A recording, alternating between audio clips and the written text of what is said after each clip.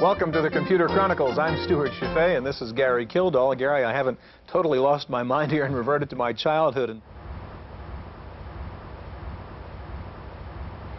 What I'm trying to do is understand Hypercard, because the guy who developed Hypercard says it's like an erector set to help me build applications on my Macintosh. People are having trouble understanding this concept of Hypercard. What's the background? What's the derivation of it? Well, Hypercard is based upon hypertext. It's a concept that was introduced by Ted Nelson and Doug Engelbart in the 60s. The basic idea is this: if we're trying to do research on a complicated,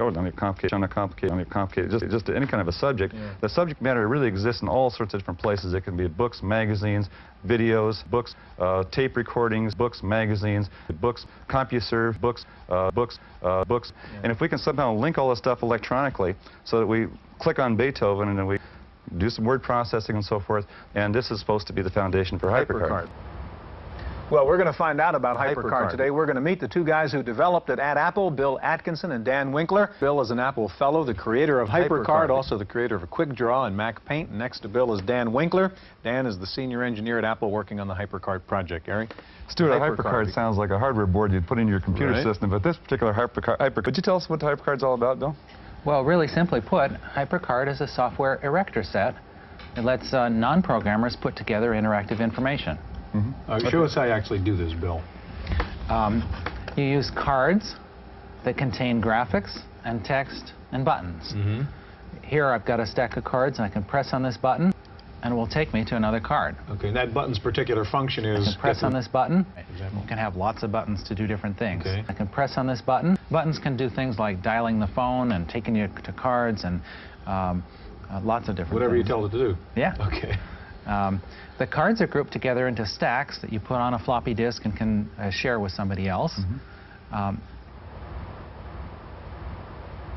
Is this where you get that notion of hypertext built into the Hypercard system? Yeah, it's kind of the freedom to the buttons, as I said, can do lots of things. Here's one that makes a noise and sounds. And you can have lots of different kinds of cards. Here's one that makes a noise and sounds. Here's one that makes a noise, an expense report, or maybe an appointment book. You'd really use one of those. Here's one that makes a noise. Lots of different kinds of things can be on cards. Even little interactions. Here's a little keyboard. And it makes sounds and moves the note accordingly. So you can do things within a card itself. A card is just not some information. What's real important is that cards contain both information and interaction. Right. That's sort of what's new here. I could go to a calendar and You'd really use one of those. see a yearly calendar here, or touch on a particular day and go out to a weekly for that. Opens up the whole And these thing. are different stacks of information. Here I've got a stack that has my to-do list in it. And I could select something there and then touch on the address icon, and that button will take me to the address stack and look up what I had just selected there. Here's a stack that contains more graphical information. Here I might say find a horse and get to a card that has a horse. Or I could branch around to other cards that had horses just by clicking on them. Okay, so you went find horse, it pulled up all the horse cards, and you now have a horse card stack, is that it? No. No.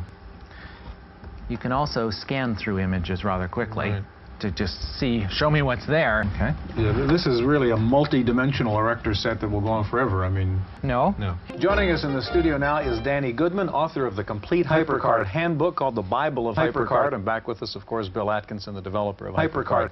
Danny, I'd be interested, what was your first reaction the first time you looked at Hypercard? I've been covering the computer industry for several years, and the only three things that ever made me tingle when I saw something new, and Hypercard was definitely one of them. And it's like my expanded because I saw so much opportunity. You got to tell me what the other two were, by the way. Well, they happen to be.